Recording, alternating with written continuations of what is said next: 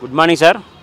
Good morning sir, నిన్న exit polls అయితే release అయినాయి కదా, ఎలా చూడొచ్చు? నేషనల్ మీడియా మాత్రం ఎన్డీఏ కూటమికి 125+ సీట్స్ వస్తాయని చెప్పేసి అన్నారు. మిగతా సర్వేలు కూడా కొంతమంది అయితే చెప్పారు ఎగ్జిట్ పోల్స్ కొంతమంది వైసీపీకి అనుకూలంగా చేసామని చెప్పేసి విమర్శలు కూడా మొదలైనవి అప్పుడే. సో మీరు ఎలా చూస్తారు? ఎగ్జిట్ పోల్స్ ఎగ్జాక్ట్లీ కరెక్ట్గా చెప్పాయండి, దాంట్లో ఏం ప్రాబ్లం లేదు. ఇంచుమించు అటు ఇటుగా టీడీపీకి అయితే 100 సెంచరీ కొడుతుంది, జనసేన 14-16, దాంట్లో ఏం డౌట్ లేదు. వైసీపీకి అంటారా ఇంకా 50-60 వస్తాయి. కొన్ని రోజులుగా వైజాగ్లో అయితే సీఎం జగన్మోహన్ రెడ్డి గారు మళ్ళీ అధికారంలోకి వస్తారు, ముఖ్యమంత్రి అవుతారని చెప్పేసి అయితే ప్రమాణ స్వీకారానికి ఏర్పాట్లు జరుగుతున్నాయి. ఈ ఎగ్జిట్ పోల్ చూసైనా వాళ్ళు మారుతారంటారా? ఏర్పాట్లన్నీ తగ్గిసి ఆపేస్తారంటారా? ఏర్పాట్లు అంటే ఆయన ప్రతిదీ అలాగే చేస్తున్నారు కదా. మెయిన్ ప్రాబ్లం ఏంటంటే నిజాన్ని గ్రహించుకోకుండా ఆయన ప్రతిదీ అలాగే చేశారు. ఇంకా మనం ఆయన గురించి మాట్లాడేది ఏముంటుంది? అది కరెక్ట్వే కాదు. అప్పుడే ప్రమాణ స్వీకారం చేయడానికి ఇవన్నీ అంతా ఆయన పరిపాలన బాగుంటే అలా చేసినా బాగుండేది. ఆయన పరిపాలన బాగాలేదు కదా. బాగుంటే ఓకే, బాగాలేదు. ఆయన పరిపాలన అయితే బాగాలేదు. పిఠాపురంలో పవన్ కళ్యాణ్ గారి విజయ అవకాశాలు బాగున్నాయని చెప్పేసి నిన్న ఎగ్జిట్ పోల్స్లో కూడా చెప్పడం జరిగింది. సో ఎలా ఉండబోతుంది ఆయన? 25-30 మెజార్టీ, 25,000 నుంచి 30,000 పవన్ కళ్యాణ్ గారికి వస్తుంది.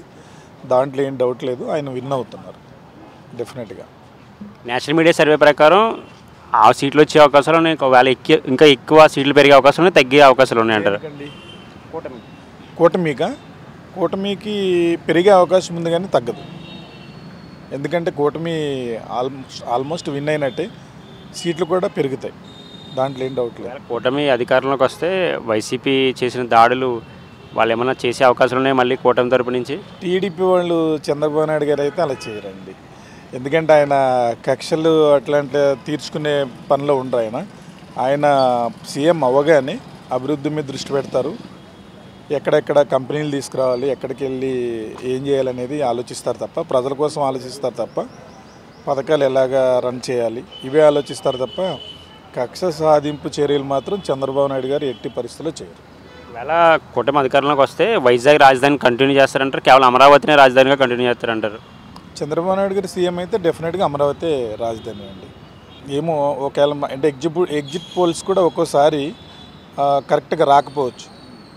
జగన్ గారు సీఎం అయితే మాత్రం వైజాగ్ రాజధాని చేస్తారు, దాంట్లో ఏం డౌట్ లేదు. Thank you sir. Exit polls release అయినాయిగా, సో ఎలా చూడొచ్చు వాటిని? ఎగ్జాక్ట్లీ 100% కరెక్ట్ వచ్చినాయని అనుకుంటున్నాను. టీడీపీ విజయం సాధిస్తుంది పవన్ కళ్యాణ్ ఆధ్వర్యంలో. ఇన్నాళ్ళకు ఇప్పుడన్నా పవన్ కళ్యాణ్ గెలుస్తున్నందుకు సంతోషంగా ఉంది. గెలుస్తున్నందుకు చాలా సంతోషంగా ఉంది. ఎందుకంటే ఆయన ఏం ఆశించకుండా కోట్ల రూపాయలు దాన ధర్మాలు చేస్తుండు. ఇండియాలో ఎవరు అన్ని కోట్లు దానం చేయరు. ఆయన హ్యుమానిటీ చాలా గ్రేట్. ఆయన హ్యుమానిటీకి హ్యాట్సప్. అలాగే జూన్ 9న జగన్మోహన్ రెడ్డి అధికారంలోకి వస్తారని చెప్పేసి వైజాగ్లో ముఖ్యమంత్రిగా ప్రమాణ స్వీకారం చేయడానికి ఏర్పాట్లు అయితే జరుగుతున్నాయి. దీన్ని ఎలా చూడొచ్చు అంటారు మీరు? వాళ్ళు ఏర్పాట్లు వాళ్ళు చేసుకుంటారు, వీళ్ళు ఏర్పాట్లు వీళ్ళు చేసుకుంటారు. అసలు అయింది మంగళవారం ఉంది, తెలుస్తుంది కదా. నేషనల్ మీడియా ప్రకారం టీడీపీకి 125+ సీట్స్ అని చెప్పేసి అయితే అంటున్నారు. ఇంకా సీట్లు పెరిగే అవకాశాలు ఉన్నాయా, తగ్గే అవకాశాలు ఉన్నాయంటారు? పెరిగే అవకాశం ఉన్నాయి. ఇంతవరకు రాజధాని డిక్లేర్ చేయలేరు, సెక్రటరేట్ కట్టలేదు. 5 ఏళ్ళ అధికారంలో ఏం చేశారండి వాళ్ళు? ఏం చేయలేరు. మొత్తానికైతే మళ్ళీ టీడీపీ అధికారంలోకి వస్తారని చెప్పేసి మీకు ఇంక ఎగ్జిట్ పోల్ చూసి ఇంకా కొంచెం కాన్ఫిడెన్స్ వచ్చిందంటారా? ఫుల్ కాన్ఫిడెంట్ వస్తుంది, ఫుల్ కాన్ఫిడెంట్గా ఉన్నాం. అలాగే పిఠాపురంలో వంగా గీత గారు తన కాన్వేకి స్టిక్కర్లు అంటించుకుని తిరుగుతున్నారని చెప్పేసి ప్రచారం బాగా జరుగుతుంది, నేనే నెక్స్ట్ ఎమ్మెల్యే అని చెప్పేసి ఎలా చూడొచ్చు అంటారు? ఆమె ఏమి ఆమె ఊహించుకుంటుంది కానీ ఆమె ఎందుకంటే రిటైర్ పర్సన్, రిటైర్ ఇంట్లో కూర్చోక ఎందుకు రాజకీయాలు? ఇప్పుడు పవన్ కళ్యాణ్ యంగ్, ఆయన ఏమైనా ప్రజలకు చేస్తాడు, నమ్మకం ఉంది, అందరికీ నమ్మకం ఉంది, గెలిపిస్తారు. Madam good morning. Madam good morning. మీ నేమ్? సరస్వతి. మేడం నేను ఎగ్జిట్ పోల్స్ అయితే రిలీజ్ అయినాయి. ఎన్డీఏ కూటమి ప్రకారం అదే నేషనల్ మీడియా ప్రకారం ఎన్డీఏ అధికారంలోకి వస్తారని చెప్పేసి అంటున్నారు. కొన్ని లోకల్ రిపోర్ట్స్ ప్రకారం వైసీపీ వాళ్ళు అధికారంలోకి వస్తారని చెప్పేసి ఎగ్జిట్ పోల్స్ అయితే నేను రిలీజ్ చేశారు. సో మీరు ఎలా చూస్తారు దాన్ని? నేనైతే పవన్ వస్తే బాగుంటుందని కోరుకుంటున్నాను. ఎందుకంటే ప్రతి మనిషి కష్టపడాలి, కష్టపడి పనిచేసే విధానాన్ని నేర్పుతాడు, ప్రతి మనిషిలోని ఆనందాన్ని ఇస్తాడు. అంతేగాని అయ్యో అన్నీ ఇచ్చేసి ప్రతి మనిషిని సామర్థ్యంగా కూర్చోబెట్టడం అనేది కరెక్ట్ కాదు. అది పవన్ వచ్చి అది ఇస్తాడని నా ఆలోచన. పవన్ గెలవాలి. అలాగే గతంతో పోల్చుకుంటే ఈసారి ఎలక్షన్ ఓటింగ్ శాతం బాగా నమోదైంది. ఎక్కడెక్కడ నుంచి వచ్చి ఓట్లు వేశారు. ఇది గత 5 సంవత్సరాలుగా పాలించిన జగన్మోహన్ రెడ్డి గారి మీద వ్యతిరేక ఓటు అంటారా, లేకపోతే టీడీపీకి అనుకూలంగా వేశారంటారు? చేంజ్ కోసం అందరూ కూడా చాలా కొన్ని వర్గాల్లో అయితే కనుక చాలా వెక్స్ అయిపోయారు. అందుకు చేంజ్ రావాలి ప్రతి మనిషిలోని, ప్రతి పౌరుల్లో. ఇప్పటి వరకు ఓటు అయిన వాళ్ళు కూడా ఎక్కడెక్కడి నుంచో దూరాల నుంచి వచ్చి వాళ్ళ సొంతూరు వచ్చి ఓటు వేశారు. అది మటుకు చాలా హ్యాపీ. మీరైతే ఎన్ని సీట్లు వస్తాయి అనుకుంటున్నారు ఈసారి టీడీపీకి? 100 పైనే వస్తాయి. పవన్ కళ్యాణ్ గారు పిఠాపురం నుంచి ఎంత మెజార్టీ రావచ్చు? ఫుల్ మెజార్టీ ఉంటుంది. వారు వన్ సైడ్ అయిపోతుంది అంటారు పిఠాపురంలో? పక్కా. Thank you bro. మీరు చెప్పండి బ్రో. తప్పకుండా కూటమే గెలుస్తుందన్న. టీడీపీ పవన్ కళ్యాణ్ వాళ్ళే గెలుస్తారని కోరుకుంటున్నాము. వాళ్ళే రావాలి చేంజ్ కోసం, ఏపీ భవిష్యత్తు మారాలి అని చెప్పేసి పవన్ కళ్యాణ్ రావాలని కోరుకుంటున్నాం. అలాగే ఈసారి టీడీపీ అధికారంలోకి వస్తే అమరావతి రాజధాని ఒకటే కంటిన్యూ చేస్తారా?